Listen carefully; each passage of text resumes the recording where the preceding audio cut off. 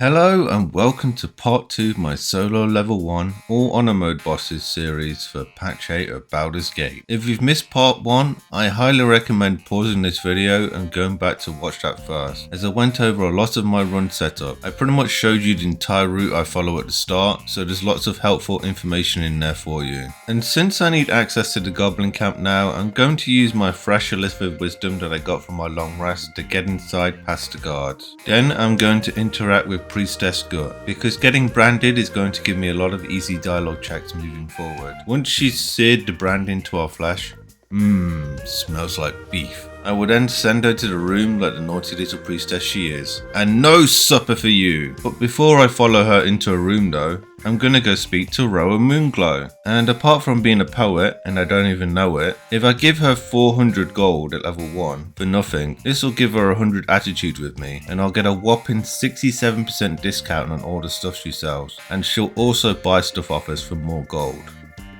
But for now, I'm just going to buy the Bow of Awareness for the +1 to initiative and any other useful items like scrolls and arrows she happens to have in her inventory. I'm then going to take some time and teleport to the Blighted Village. And since I'm branded, I can speak to Fezark and get a special dialogue option. For a DC 5 deception check, he and his goblin pals will flee, leaving me free to free Barkus. Well, alright, take him. But he still counts as my catch, not yours. But first I go around the back and under the mill to loot his pack and get the boots from the chest. The +1 to athletics that these give will be nice for later. Afterwards, I then pull the brakes on the windmill before releasing Barkus back into the wild.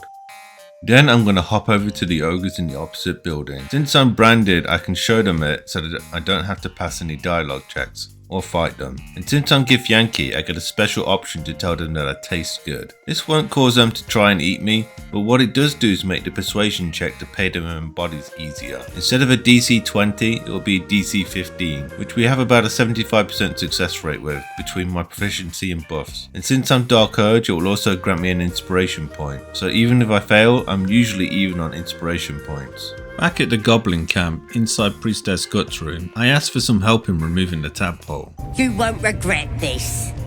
They seem like a trustworthy person, so when they hand me a mysterious potion, I happily drink every last drop. Waking up with one hell of a hangover and in chains, I'm kinda hopeful that things are gonna get a bit saucy, especially when Gut makes this gesture to me. But when I stay bound in my chains, a dwarf appears out of nowhere and slits Gut's throat before she's even able to put a catsuit on. Damn. With my dreams of having Mommy Gut step on me while she screams, "For the absolute!" deader than the goblin themselves, I decided to press on and looted the amulet and Mrs. Step from the chest nearby. I then ram her tadpole into my eye socket and grab Call the Weak. I proceed deeper into the room, and after quickly solving the puzzle, I ventured down into the Underdark, ending up in the Selûnite outpost. I spend a little time looting literally everything I can get my hands on, and then make my way out the front gate, heading for the Fala Aluve. I get lucky and pass the strength check for it. Even if I fail both rolls, I can just throw a spike bulb at myself and bleed all over it. Before progressing any further though, I decided to try and get a 2-for-1 with the nearby Minotaurs. By drinking an invisibility potion, I can stand here and then summon in the ogres. My goal here is for the Minotaurs to kill Lump before they die, while remaining a spectator so that I don't die myself. Depending on how the fight goes though, sometimes all the ogres live. At that point I would have to pay Lump some gold and try to have them die somewhere else. But my personal favourite backup spot is at the Dwagar on the beach, since if I befriend them first and summon the ogres while being invisible, they will only be temporarily hostile. They won't like me very much afterwards, but as long as I don't speak to them it's fine. Fortunately though, on this run Lump dies, and so do both of the Minotaurs. His brothers can't speak to me, so when he's dead they just run away. I loot Lump for his headband of intellect and then grab the amulet of the unworthy from one of the Minotaurs. I then make my way down into the Myconid colony, avoiding a conversation with Spore for the time being, and make my way over to Dareth. I give her 400 gold too to make her an ally, giving me a huge discount on the caustic band she sells. I also grab a ring of jumping and anything else that tickles my fancy. I also forgot to mention earlier that having +7 in persuasion also helps with getting better discounts. Since Dareth is available in all acts and sells a lot of valuable elixirs, and is always close to a waypoint, I think she's an ideal trader to bribe, and that 400 gold will quickly make its way back into my pocket and then some. After I've finished with Dereth, I equip the Amulet of Misty Step, and with the right angle I can Misty Step straight into the Myconid's vault, with the key piece of loot being the Shadow of Menzo Baranzan, a helmet that when equipped lets me cast Shrouded in Shadow, which gives 2 turns of invisibility per short rest. On my way down to the Dwagar on the beach, I took some time to throw some of the trap chest I'd found earlier from atop this cliff, but some of the loot got stuck suspended in the air. Fortunately though, an arrow of Roaring Thunder was able to knock it down, letting me loot it. Down on the beach, I showed Gek my brand and then agreed to help him with his little gnome problem. Before leaving though, I picked up and put the dead bodies away in one of the baskets. I won't be needing this particular trick on this run, but by doing so, Gek can't turn them into zombies, which helps if I needed to summon the ogres to the beach, or it might be something you want to use in your own runs to make fighting them easier. I then make my way over to the little mushroom area just before the arcane tower, and if I jump up in this order, I can make my way all the way up to the top of the cliff. Being sure to avoid touching the mushroom circle to my immediate right, I walk into this wall until revealed that it's an illusion, and then use the mushroom circle behind it. This teleports me behind Auntie Ethel's house, and after I break my way inside and quickly loot a few goodies, most notably this potion of speed, I touch the waypoint outside of her house and then teleport back to the Myconid colony. I can now get the boots from the gnome without having to pass any checks, and I was feeling pretty generous, so I gave her an antidote after for her trouble. Afterwards I spoke with Spore and told him that I could handle that Dwagar problem, before speaking to Glut, who made a compelling argument to let him help me. I am the danger, and I am the cure. They erased my people. I will erase theirs. With Glut as a companion, I teleported to the Selûnite outpost waypoint and used his Spore revival on the Minotaur that had died earlier at the gate. This Minotaur is actually very special because as of a few major patches ago, it isn't able to get into combat by itself. There are some exceptions to this rule, which I'll quickly put on the screen, so if you want you can pause and read them. But generally speaking, I could use this Minotaur to kill everything in the Underdark if I wanted to, with basically no repercussions. And to show you exactly what I mean, I'm going to take it down to those Dwagar on the beach. They're at war with the mushroom people, so a giant mushroom minotaur running right over them only seems fair. I use its roar ability to get advantage and then charge at the invisible Dwagar's general location. Then if I hold down control and spam my left click, I can spam attacks at the Dwagar, not giving it time to heal up. There is a limit to how much something can heal when it's not in combat, so if you're not able to replicate this exactly, it will still work, it just takes a little longer. With the first 2 Dwagar quickly regretting their life choices to mess with the Myconids, it's on to Gek. After doing my roar ability, I can charge at Gek, knocking him off his seat. I then quickly leap down afterwards and proceed to mess him up so badly that his entire body turns into a noodle. I then move on and quickly finish off the last remaining Dwagar. I didn't want to abuse this too much though, since it's a pretty overpowered exploit, but I also wanted to show it off since I don't think anyone else has found this, so unless the devs watch this video and patch it out, I'm hoping it remains in the final release. So for now, I'm going to teleport back to the Myconid colony and dismiss Glut. For now though, the final thing I like to do in the Underdark is to free Balin from his mushroom prison. With Crusher's ring equipped and boots of speed, I dash 3 times, use click heals, and then enter turn-based mode. If I do this quick enough, I will have a whopping total of 96 meters of movement. This is more than enough movement to reach inside Balin's bag, quickly steal his contents and then leave 1 Misty Step scroll inside it, hand the bag over to him, jump over and grab the Noble Stalk, and then leave the Mushroom Death Trap. After Balin frees himself, I interact with him and tell him that he owes me a reward, which prompts him to give me a scroll of invisibility. I then teleport back to the Myconid colony and hand over the Noble Stalk to Dereth for another reward, the gloves of the uninhibited Kashigo. Back at the Goblin camp, I buff with Shield of Thralls, unequip my armor and equip the Amulet of the Unworthy. If I read this book next to Abdurak, I can request that he instead uses an axe in the ritual.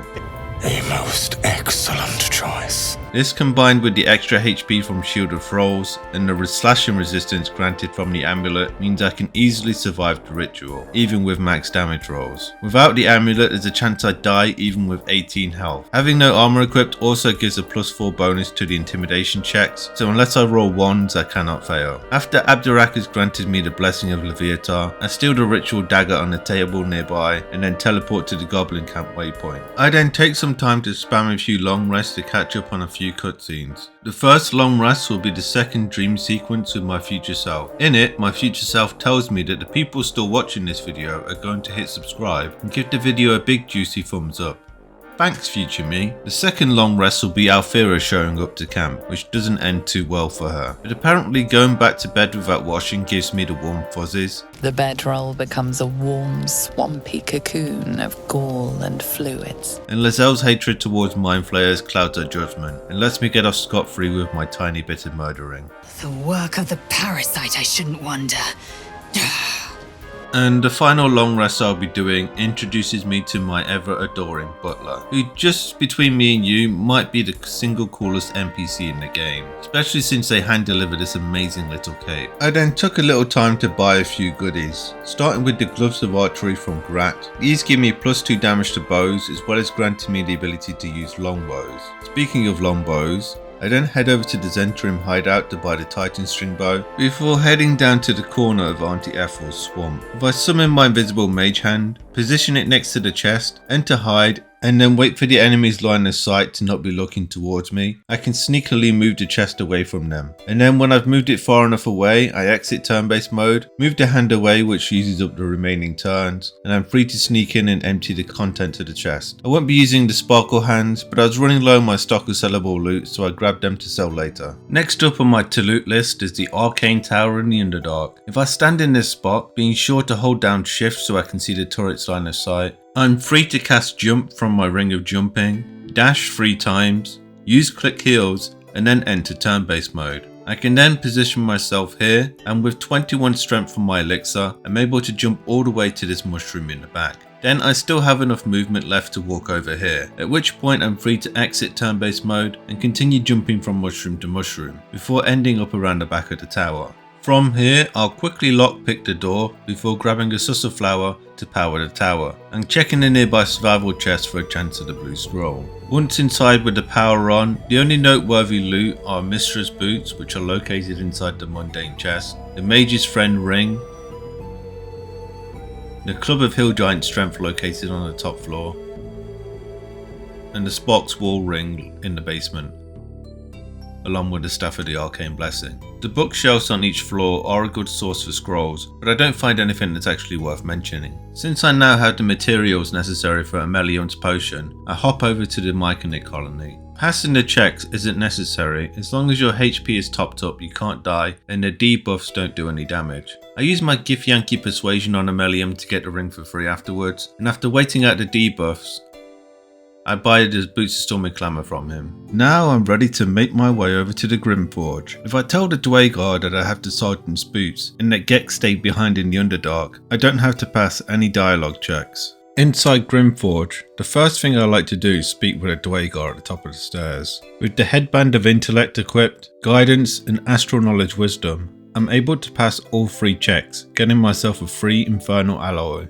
This single piece of infernal alloy I can turn into 3 pieces of Helldust gear in Act 2, so if I fail any checks, it's still well worth it to buy it. Next up, I go and speak to Brefoire. As a Githyanki, I can pass through the dialogue without any checks, and then as a rogue I get advantage on getting half the gold. For the scrying eye, I like to hide spam to drag it away to a secluded area, and then position myself out of its line of sight. Hide, and then enter turn-based mode to stop it from moving. Then, with the headband of intellect still equipped, if I use a scroll of shatter, or in this case a thunder chromatic orb, I can kill it outside of its line of sight. If I fail, I won't be in combat, so it can't call for reinforcements. I could also just throw it into a nearby chasm, but I prefer this method, because I find it to be safer. Knowing my luck, throwing it will fail and somehow land me in combat. Afterwards, I spend a bit of time looting the Dark Justiciar corpses. One of them has a guaranteed Dark Justiciar mask that gives +1 to intimidation, but which corpse it spawns on is random, and it could be anywhere inside the Grym Forge. Fortunately though, I find it on the second corpse I check, so I head on over to the Ancient Forge side, jumping my way over from here. After forgetting to use Mistress Boots for the feather fall, I pick myself up and grab the splint mold for the heavy armor, and then go above and shoot the mithril vein to break it. Then I use a potion of glorious vaulting, or the jump ring if you wish, to jump behind the dark justiciars while sneaking, and down to the second mithril vein, when I forget again to use feather fall, before breaking it and looting it. I then quickly get the nearby survival chest and teleport back to the Ancient Forge waypoint. As long as I stay hiding while I'm in this area, the imps won't pop up and ambush me, and I'm free to loot the bookshelves and grab the mithril and then get the hell out of there. Before going down to fight Grym though, I'm gonna hop over towards the lava elemental. They are aggro on sight in patch 8, so I tried to quickly grab the loot from the chest and get out of there. Unfortunately though, I get seen, but he's in a good spot that I can loot the chest without him getting to me, so on my next turn I can dash and jump away.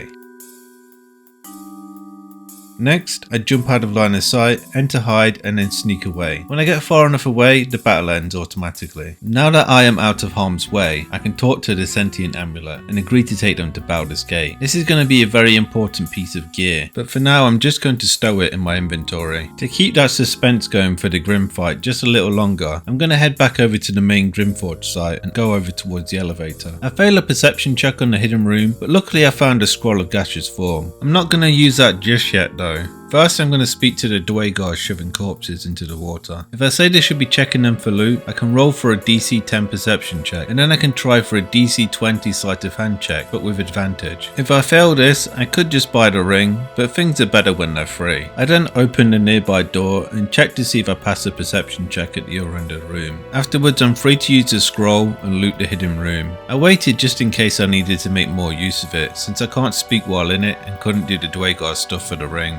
Scrolls and elixirs like that are very rare to find in a level 1 run, so you really have to min-max every bit of use you get out of them. Like the imps before, as long as I stay in hide, I won't trigger the ambush. And once I'm outside the room with Philomene, I make sure I have all of my sleight of hand gear on, buff with guidance, enter hide, and then sneak my way in. As long as I stay out of her line of sight, I won't start the dialogue, and if I jump behind her, I can loot the rune powder barrel. After telling her she's free to go, I sneak back around and loot the rune powder vial off of her, and check the bookshelves for any goodies. Grymforge is a good place to find blue scrolls, and it's not uncommon to find stuff like haste or fireball or other goodies. Now it's time to take on Grym. Yes, you heard me. The first big fight I'm going to be doing is none other than the Guardian of Grymforge himself, a level 10 powerhouse that would make most players do a little wee. But I'm going to make him look like a cute little puppy. For this fight, I'm going to use the Shadow of Menzo Baranzan, the Deathstalker Mantle, 2 hand crossbows, 5 to 8 smoke powder bombs, satchels are fine too, and the Amulet of Misty Step and my invisibility ring just in case. To start off, I'm going to stand here and shoot the valve handle to release the lava before stepping back a bit. I'm then going to stand in this spot here and end my turn. Grym will then position themselves here. Next up, I'm going to split smoke powder bombs in my inventory, and one by one I'm going to place them on the ground and then move them into the lava close to Grym. My goal here is to do between 25 to 35 damage with the bombs, which usually takes between 5 to 8 of them depending on the rolls. It's important to drop them and move them, as this doesn't take any action points and it also won't trigger Grym's legendary action. Once I'm satisfied with the amount of damage I've done to Grym with this method, it's then time to shoot the lever for the hammer. This does enough damage to Grym that the mephits will spawn in, as they're triggered to spawn in after a minimum of 137 damage in honor mode. The hammer can do this amount of damage by itself, but there's no guarantee that it will, and I've had times when it doesn't, and it really messes up the order of things. I then position myself back in this spot because I want to try and be as close to all of the mephits as possible. Since none of the mephits can take their turn yet, Grym can only stand up and won't move this turn. The spot I have him in means he'll be superheated when he stands up and under the hammer at the same time. So using my bonus action, I attack that hammer lever again. I then use the invisibility from my helmet and move from my last known position. This will cause the mephits to come and investigate. For some reason the first one does nothing though, but the second one will try and find nothing, and then the rest will surround Grym. Grym will then get up and attack the nearby mephits. The position of Grym might change, but he has such a large hitbox that he's still technically under the hammer, so I shoot the lever again with my bonus action. This kills Grym and a few mephits too, which activates in my invisibility cape, but I have the ring as a backup just in case. With the Guardian of the Forge down, I move away from my last known position and let the mephits try to detect me again, ending the battle. I then quickly teleport back up to the Ancient Forge waypoint home, equip my Titan string bow equipment, and then go back to finish off the remaining methods. After killing the first one, I get dragged into battle. My invisibility cape procs, but I only have one turn, so I back off a little. The methods can fly up here, so I have to be careful. So I enter hide and see what they're going to do, but they just waste their fly to group up together. With all of them grouped up, I toss down a smoke powder bomb into the middle of them all and kill them all in one turn. With everything dead, I finally used Feather Fall from Mistress Boots and jump my way down. After quickly looting everything, especially the methods for the chance of gemstones, I could then grab the heavy adamantium armor I made and then put another piece of mithril in to make another. These two pieces of heavy adamantium armor are going to sell for a lot to a trader, especially when they have 100 attitude towards us. But I'm not done in Grym Forge just yet, and while I'm here, I'm also going to be fighting Nier. The gear setup for this fight is as follows. I go back to using 2 hand crossbows, the Fleet Fingers gloves, the Boots of Speed, the Corsic band and Crusher's ring. You can use the Amulet of Misty Step too, or you can just have a scroll on hand. I should have also been using an Elixir of Vigilance, but hindsight is 20/20, isn't it? To break Nier out, I'm going to be using the Rune Powder Vial I stole earlier from Philomene. There is a bug that's creeped into patch 8 and I'm hoping it's going to be fixed, but if you throw an Alchemist potion on the floor like I do to ignite it, or use smoke powder satchels, Fring can run into the fire, which makes everyone aggressive. It doesn't really change the fight much though, just means I'll have to kill more Dwagar. But at the time of recording, that bug didn't exist, so if this fight goes a little differently for you, just a little heads up. Before the battle starts though, I panicked that I might get outrolled on initiative and quickly equipped the Bow of Awareness. After telling Nier that I don't like his face, the dialogue for allying with Brithwar will show up, with Nier quickly changing his tune when he realises the beating that's about to come his way.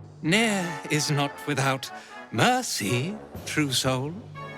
The rat has given you a chance to earn my favour. When the battle starts, I use a Scroll of Misty Step to position myself on this high ground, before entering hide and ending my turn. Neither the Dwagar or Nier can get up to this spot, so as long as I'm ending every turn in hide, I'm completely safe. That's why I opted for dual hand crossbows for this fight. Since I'm a level 1 rogue, hide will still cost an action point, meaning that I can only safely attack each turn with my bonus action, unless I was drinking a lot of the potion to speed, but it really isn't worth it to be using a lot of them in this fight. The allied Dwagar would do a good job of weakening the crowd, but more often than not they will end up dying, which while they do make the fight go faster, they're also completely unnecessary for a win. A lot of the time Brithwar just gets converted by Nier and then kills most of them before dying himself. Since I'm an absolute plonker and didn't just drink an Elixir of Vigilance, when my turn comes around I have to drink a potion of speed and then re-equip both of my hand crossbows. Fortunately none of this takes me out of hide, so I can just pass my turn for now. With my allies' numbers and health dropping quickly, I spot Nier slightly out of position and try to use a void bulb to suck him off into the lava. Wait, what? But he barely moves, so I just use my bonus action to get off a bit of damage on a Dwagar before ending my turn in hide again. Since void bulbs are a DC 18 though, it's still worth going for if you have a spare action in this fight, since the enemies tend to group together and love to sit on the edges of the lava. Unfortunately though, Nier moves away on his turn, dashing any hopes of a quick and easy death for him. The one major downside to being this high up though, is that the game thinks that pretty much everyone is outside of range, so it can be difficult to get advantage with sneak attacks. Fortunately, being in hide gives advantage, which at least cancels out the disadvantage on the further away shots. On my final haste turn, I opted to get some damage on Nier before hitting a Dwagar with my bonus action. I'm going to be lethargic next turn, which won't break my hide, so I hide and end my turn. An enlarged Corsair is a big threat, and they easily finish off Brithwar, with the rest of my allies not putting up much of a fight either. After my lethargic turn ends, I start to prioritise any ranged or spellcasters that are still in the fight. Since most of the enemies are out of range, I'm going to need to reposition them later,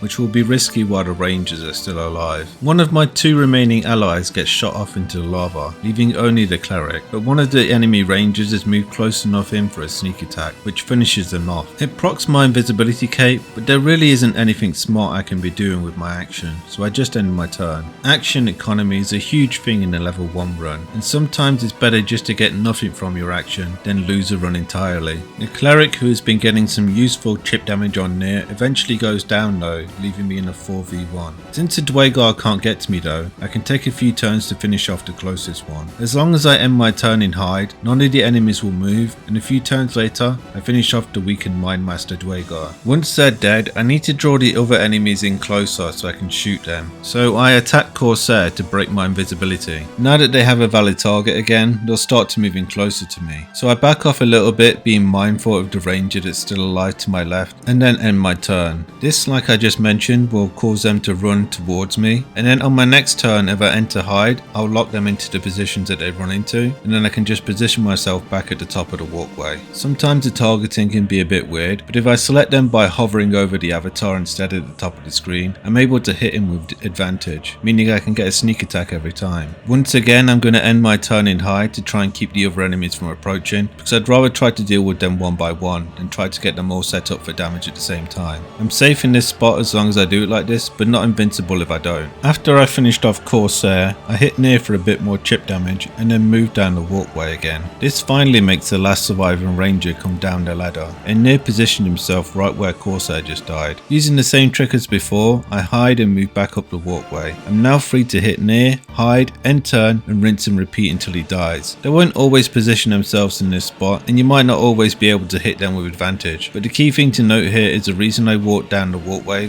was because I didn't want to leave myself in somewhere they could attack. It's important to move away so it forces the enemy to come closer to you without leaving yourself in a vulnerable position. Once Near is dead, I spend the next 10 turns or so doing the same thing to the final Dwagar. I didn't want to risk trying to bring them any closer, and I was happy enough with their positioning. Getting a sneak attack every turn would have been nice, but the game had already blessed me enough with that, and losing my run right now wouldn't feel so good. When the final Dwagar had been killed, one of my allies turned up hoping to split Near's gold, but I had other plans. They hadn't even been in this fight. However, when I attacked them, I failed to remember that like all level 5 Dwagar, you can go invisible indefinitely, and it seems that the bug where they would just reveal themselves in combat if enough turns pass doesn't work anymore. So after a while, I tossed an alchemist potion in their general direction, used click heals, and positioned myself at the end of the walkway before using the jump from my fleet fingers gloves to go next to the waypoint. I wanted to be extra sure to break line of sight on them since I had a crossbow and they could attack me twice in one turn, which wouldn't end well for me unless I got extremely lucky. With their invisibility broken, back on my turn, I hide and make my way back onto the walkway the same way I got down. With my walkway position secured, the Dwagar is no match for me, and I'm free to shoot them over and over again until they eventually die. With Near's gold secured and the gnome slaves free, I can quickly cast Featherfall via Mistress Boots and then jump down for all the loot. Sorry Dwagar, but 1000 gold is just better than 500. Simple economics really, and I had no intention of sharing anyway, but my coin purse does thank you. With all the goodies looted from the mountain of corpses that litter the floor, I speak to Barkus and advise him to rest at my camp. This will ensure that he shows up later in Act 2, ready to tell us a bunch of goodies. Before I leave Grimforge, I decided to take on the 3 mimics, but there really isn't much to this fight. As long as you stay up at the top and end every turn at least 12 meters away from the mimics, you're completely safe. They can't climb up, and 12 meters or 40 feet is a maximum distance for their pseudo podlash. That's the only attack you need to be wary of since it can and will make you fall all the way down, which puts you in prone 2, surrounded by mimics who would then proceed to finish you off from the fall damage. It can be a bit finicky though finding the spot to stand in each time to be able to shoot them from above, but other than that it's a straightforward fight. And that is that for part 2 of this series. I got 2 major bosses covered,